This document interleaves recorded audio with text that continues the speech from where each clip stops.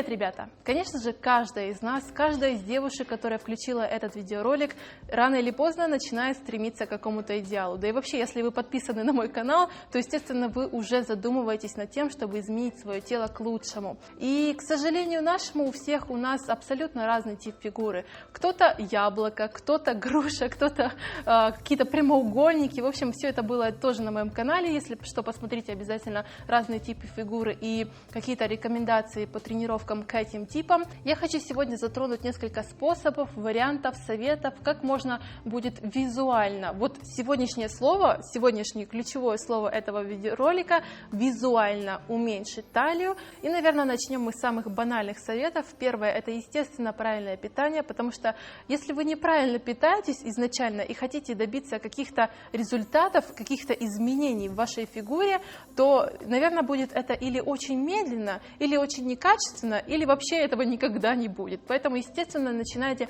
все с вашего холодильника, с того, что вы едите, потому что пресс, по идее, вообще не делается в зале, он делается на кухне. И я, честно говоря, я об этом еще немножко попозже скажу, я вообще отказалась от упражнений на пресс, кроме статики. Вообще весь спорт, весь фитнес начинается изначально из того, что вы едите. Так что, если вы хотите уменьшить объемы в любом месте, в любом теле, то есть жировую прослойку, необходимо уменьшить ваш колораж, то есть добиться дефицита калорий, чтобы вы успевали тратить больше, чем вы потребляете. Это самая большая логика вообще всего этого нашего канала.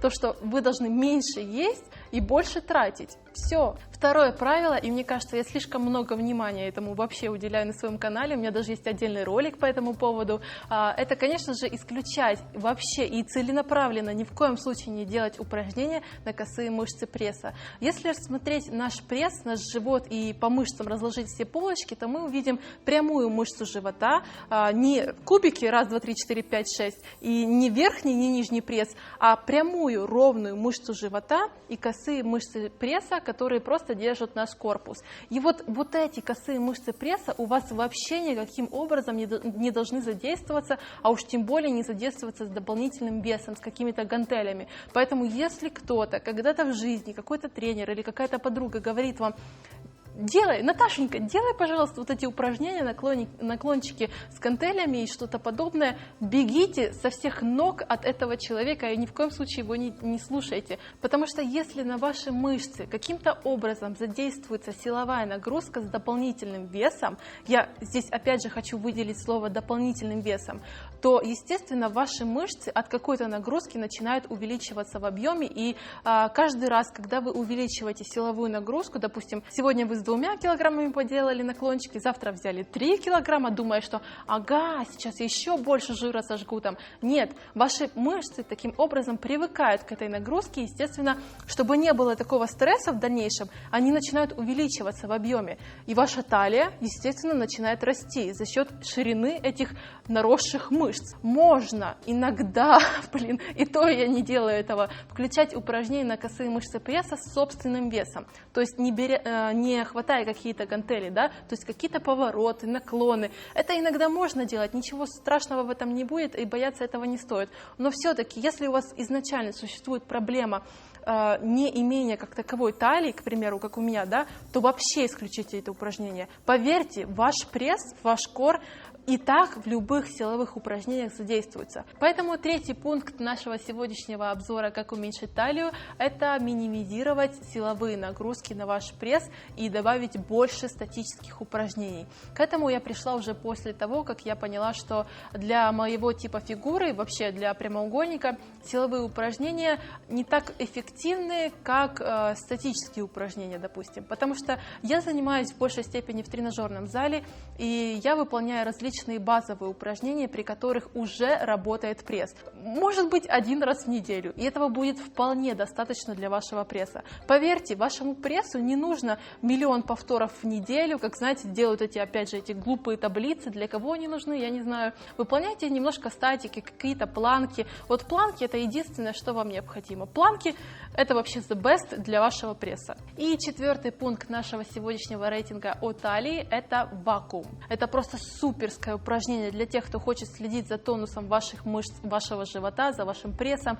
В особенности я советую это упражнение для беременных женщин после беременности, потому что очень часто мне задаются вопросы, как качать пресс при диастазе для беременных женщин. Естественно, я в этом не специалист, потому что я сама это не прошла, но единственное огромнейшее правило для тех, кто занимается после беременности, это, наверное, первые 2, может быть, даже больше месяцев не качать пресс вообще.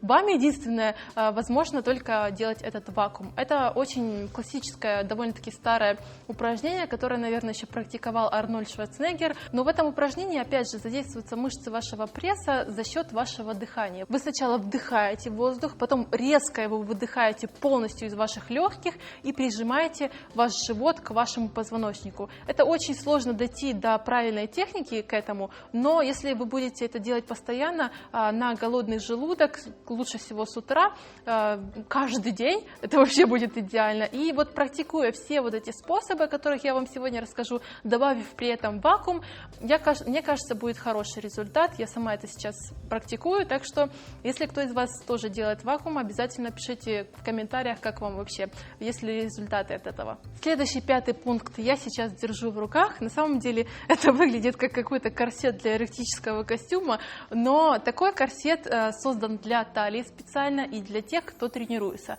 Многие неправильно формулируют мысленно, как его необходимо носить и для чего. Многие говорят, что это вредно. В общем, я скажу свое мнение, и я уже пользуюсь таким корсетом довольно-таки долго, может быть, 3-й месяц, если не больше. И я скажу, для чего лично я его ношу, как он может помочь для формирования талии, и сколько же нужно его носить для того, чтобы не повредить вашим внутренним органам, как многие об этом говорят. Я вообще его надеваю только на тренировку. То есть я прихожу на тренировку, он у меня лежит в моей сумочке, я одеваю спортивную форму, и сверху моей футболки я надеваю этот корсет. И вот всю мою тренировку, неважно, какая это тренировка, кардио, силовая, любая тренировка, у меня проходит вместе с этим корсетом. Конечно же, если я снимаю какие-то видео, я его не надеваю, но вот в зале, когда я тренируюсь, я только с ним тренируюсь.